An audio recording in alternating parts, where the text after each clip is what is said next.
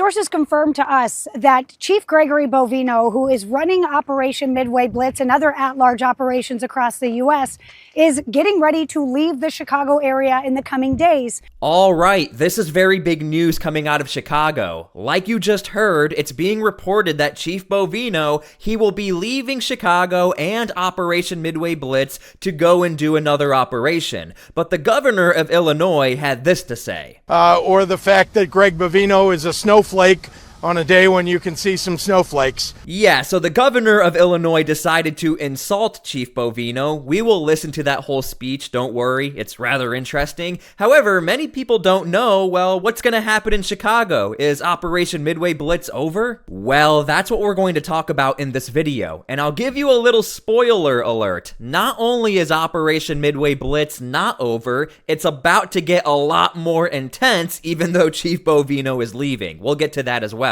Now, before we start the video, make sure to please like the video. It's the #1 way you guys are helping this channel, and it also helps others see the videos as well. It's a massive help. I make the videos, but I do need your help to get them out there, and I think people want to see what is going on in Chicago right now. Sources confirmed to us that Chief Gregory Bovino, who is running Operation Midway Blitz and other at-large operations across the U.S., is getting ready to leave the Chicago area in the coming days. His team will also be redeployed in other areas. Okay, so like you heard, Chief Bovino will be leaving Chicago along with his team. Now, President Donald Trump actually posted something rather interesting. Some people are seeing it as a proclamation of victory for Operation Midway Blitz, and others are seeing it as, well, there's a lot more to come. But this is what he said. I am proud to announce that Chicago, Illinois, despite all the radical opposition and obstruction we have from the mayor and the governor, has seen car theft, shootings, robberies, violent crime, and everything else drop dramatically since the launch of the DHS Operation Midway Blitz in Chicago only weeks ago. Shootings are down 35%, robberies are down 41%, and carjackings are down almost 50%. And this is with just a small initial federal force, not the full surge we have done in Chicago and Memphis. As we ramp up more assets, these numbers will continue to drop. So there it is right there, straight from the president, as we ramp up more assets. We'll get to that in a second. But what he also has to say is, this has been achieved despite the extraordinary resistance from Chicago and Illinois radical Democrat leadership. Again, there's this narrative out there that the Trump administration is really facing most of their opposition from leadership, from lawmakers. Leave your comments down below how you feel about that. And the constant violent left-wing terror against ICE officers and federal agents that insurrectionist Democrat officials refuse to stop or prosecute, including constant physical assaults and attempted assassination. Okay, so the president is rather happy about Operation Midway Blitz, and like you heard, it will be continuing. Again, we'll get to that in a second, but here's what the governor had to say about Chief Bovino and Operation Midway Blitz. The question was about Greg Bovino and CBP possibly leaving Chicago. I read the same thing. You know, they don't communicate directly with us and never have. All I can say is that, you know, whether it was the loss in the elections a week ago that's led to Donald Trump deciding to pull CBP out, or the fact that Greg Bovino is a snowflake on a day when you can see some snowflakes. Whatever it is, the people of Chicago have deserved better than having CBP and Greg Bovino in this city. But I would not say that we're now going to be free of these terrorized neighborhoods, because ICE and CBP probably will still be here, though they will have fewer people, and we'll have to continue to protect our neighbors and our friends and our families. And I will work very hard, continue to do that, to keep people safe. Okay, so the governor said a lot. I mean, he called Chief Bovino a snowflake. He referred to Republicans losing their elections, but he also said something at the very end that really stood out to me. Probably will still be here, though they will have fewer people, and we'll have to continue to protect our neighbors and our friends and our families. And I will work very hard, continue to do that, to keep people safe.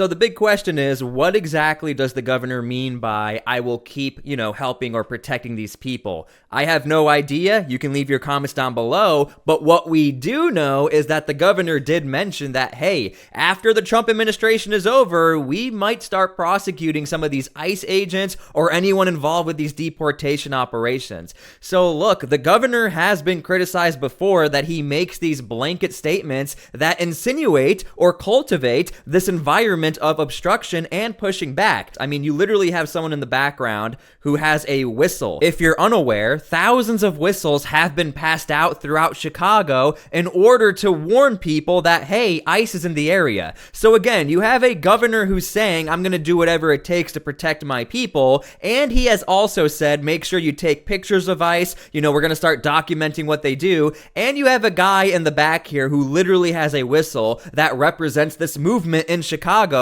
in order to push back against ICE or warn people against ICE. And real quick, before we continue, make sure to please subscribe to my channel so I can keep you up to date with stories just like this. And if you see the QR code, that's for people watching TV. Just use your cell phone, scan the QR code. That's a way easier way for you guys to subscribe to my channel. Thank you guys so much. Let's continue. Well, Governor Pritzker's personal attacks against President Trump puts his people in jeopardy each and every day. I'm just so thrilled with the results that we've had in Chicago, and we're going to surge more resources there. We're not going to just be in Chicago. We're spreading out to other cities and continuing to do our work. I won't talk about specific operations, but we're not going to give him any relief from his political rhetoric. We're going to be in there defending these families. The significant difference that we've made in public safety in Chicago is something that we need more in many more cities. So I'm so thankful for Border Patrol, thankful for ICE that they get up every single day and they go into these dangerous situations and they protect people. So like you're hearing straight from Kristi Noem, look, the governor of Illinois, he can insult us all day, and he's actually making it a lot more dangerous for the agents and for the Trump administration. Doesn't matter. We are still sending in more agents. Now, every time I listen to these clips, I also listen for the very small details or the insinuating that, hey, we're going to send assets to other cities as well. And like we heard, Chief Bovino, he will be leaving with his team away from Chicago. It's not like he's going to be going on a vacation, so I tried to do a little more research. Where will he be going? What's going to be next? Well, I found this. According to News Nation, Chief Bovino and his team will be going to North Carolina. When it comes to what's next, the Trump administration, according to sources, is zeroing in on Charlotte, North Carolina for the next area where we might see some kind of patrol. Now, what I will say is I don't think anyone expected that, but I want to give you a little context that's probably rather important. There's a key detail within the Trump post that talks about Memphis, and the reason why this is crucial is because Memphis is under this federal surge, but Memphis also has laws preventing these sanctuary policies. So no division between the police and federal agents. You don't have the clashing like you see up in Chicago, Portland, LA. You will also notice throughout this post it talks about the pushback from Democrat leadership, from the governor. I think it's safe to say the Trump administration, when they're doing these federal surges or looking into new cities to do federal surges, possibly Charlotte, North Carolina, it looks like the Trump administration is trying to avoid going into these cities like Chicago, Portland, and Los Angeles until they have full federal assets. I mean, what we know right now is that ICE, they have a ton of new applications. Apparently, the number is like 200,000 applications. We also know there's going to be a federal shakeup. We know that Border Patrol apparently will be taking over these different ICE jurisdictions. So, in my personal opinion, you guys can leave yours down below, it looks like the Trump administration, they want to go into Chicago, they want to go into Portland, they want to go into these sanctuary cities, but I think they first want to go into cities that don't have the pushback you can and we will see in Chicago. We're already seeing it. And by going into Charlotte, North Carolina, I think that's the safe bet for the Trump administration for things to go okay, considering we're probably not going to be seeing that much pushback. I mean, we're barely seeing or hearing anything out of Memphis. That's because the mission is going really smooth. There's like no pushback at all. Those against immigration enforcement efforts say as long as these operations continue, no matter who leads the group, activists will continue to mobilize. The time for accountability is now. holding up photos of federal agents alongside Chicago police officers. Community leaders and activists claim CPD colluded with agents during several operations in Little Village on Saturday as part of Operation Midway Blitz. So I do want to point out we're talking about collusion and working together. Again, those are very aggressive words, insinuating that something evil was going on. The collusion occurred because there was a convoy following federal agents, a dangerous convoy, but also there were shots fired in the area. So if we're going to call it collusion, I guess that's an accurate statement. But again, are we implying that something evil was going on or that the local police were trying to help out? Again, this is what I'm trying to say by the pushback. If the Trump administration is going to do this federal surge into Chicago, they better hope they have every single federal asset ready to go, because they're going to be facing pushback from activists and lawmakers. A lot of people do not like the Trump administration and what they're doing in Chicago, but a lot of people do like it as well. Let's continue. Chicago police only saying officers provided crowd control. The group also calling out Border Patrol Chief Gregory Bovino. ABC News sources saying the controversial leader is set to leave Chicago in the coming days. Whether they go or not, Greg Bovino needs to be jailed. He is a criminal and a thug in every sense of the word. We're going to continue patrolling, blowing the whistle, and we're not going to just, say, okay, he's gone, let's go back to normality. No, this administration is not going to stop. I've actually talked about this person before. He is a community leader who has made the whistle popular. He just had his own news article, I think we talked about it a few videos ago, where the Chicago Tribune talked about how back in June he had a whistle and now it's catching on like wildfire. So again, pay attention. When you see these Chicago clips and you see people with these whistles, it is a movement in Chicago, and whether we like it or not, it is growing. A lot of people are getting into this whole whistle idea. It's cheap, it's easy, and hey, I see ice, I'm gonna blow the whistle. We are seeing it in almost every single clip coming out of Chicago as far as resistance against ICE and these deportations. Bovino posting to social media on Tuesday, more to come. These poor leaders will be most disappointed when they continue seeing the green machine making their streets safer. The Department of Homeland Security claiming violence in the city has dropped since the start of Operation Midway Blitz in September. President Donald Trump posting to Truth Social the same claims, but CPD data analyzed by the ABC7 data team shows these crimes had already been declining since the beginning of the year. As for the allegations that Chicago police officers colluded with federal agents, we have reached out to the department for comment, but have yet to hear back.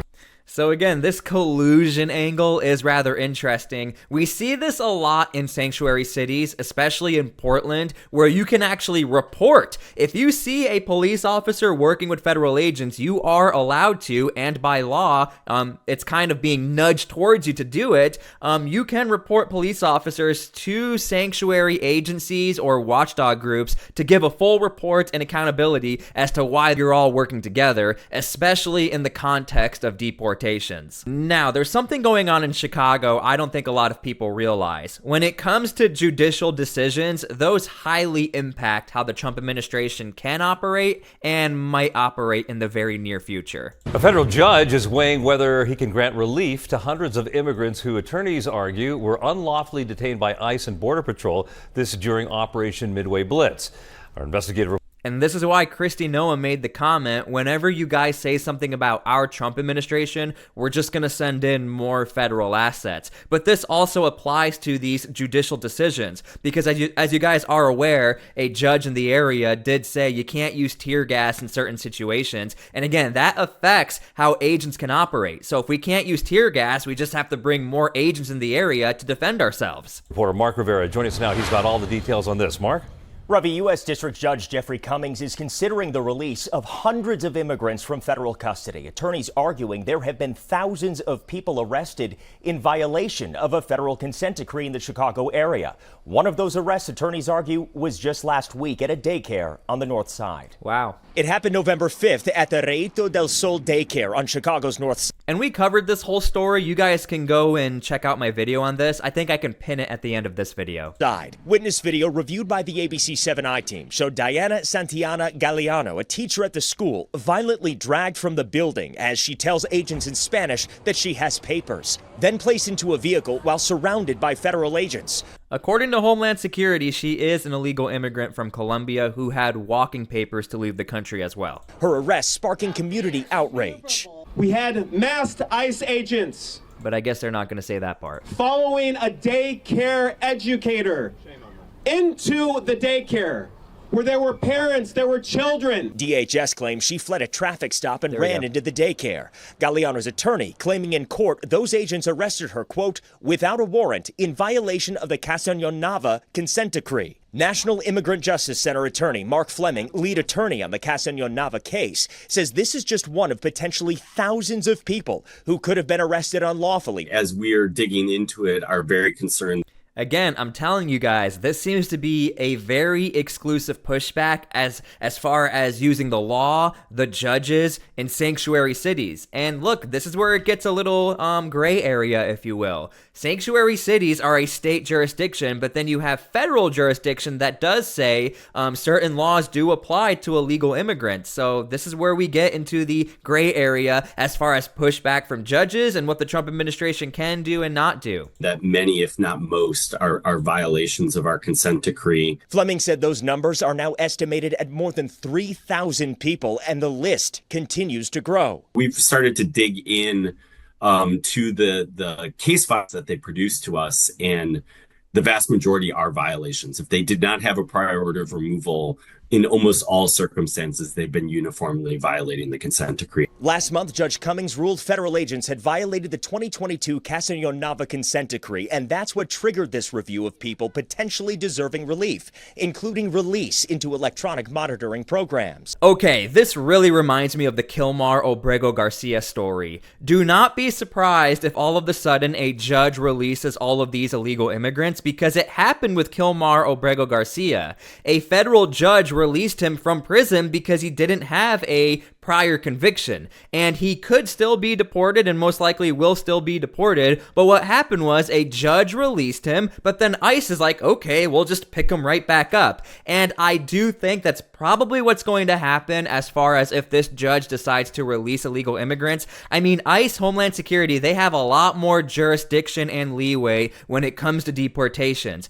At the very least, if you are an illegal immigrant and you're not seeking asylum and you don't have anything else to protect you, I mean, you can be deported according to our own laws. If you violate this, the individual will be eligible for release. There's not an obvious answer here. ABC7 chief legal analyst Gil Sofer says it may not be that simple. In the plaintiff's favor, they have the language in the consent decree, which empowers the court to exercise really almost any equitable power. On the other side, there's a statute that makes it very difficult for the district court, federal district court, to require the government to take or not take any action in the immigration space. So there's really a conflict of provisions here. Now, DHS attorneys argue that Congress stripped federal courts of their authority to grant parole to large groups of immigrants in ICE custody. That conflict, of course, is sure to be playing out in court arguments. Here's the reality of the situation. I don't think the Trump administration wants a full-blown federal surge into Chicago, especially if judges are going to halt things or get in the way, lawmakers are going to get in the way. I think the Trump administration is really trying to figure out or make sure we're going to have the most clear pathway ever to go into Chicago. Now, in my personal opinion, the use of Chief Bovino and the 200 federal agents into Chicago was really just to see what will happen with a small federal force. Now imagine thousands upon thousands of federal agents into Chicago. I mean, if only 200 people are doing what they're doing in Chicago, we can see a lot of results positively, and we can also see a lot of pushbacks negatively against these agents. So again, this is only the beginning. This is according to Homeland Security, and there's a lot more to follow up. Okay, so I hope you guys enjoyed the video. Again, the intentions behind my videos is to try and come together, have a peaceful dialogue, and see how we can have some more peace. Thank you guys so much for being here, and like I always say, we always advocate for peace here. Please pray for peace. God bless, and we'll see you all later.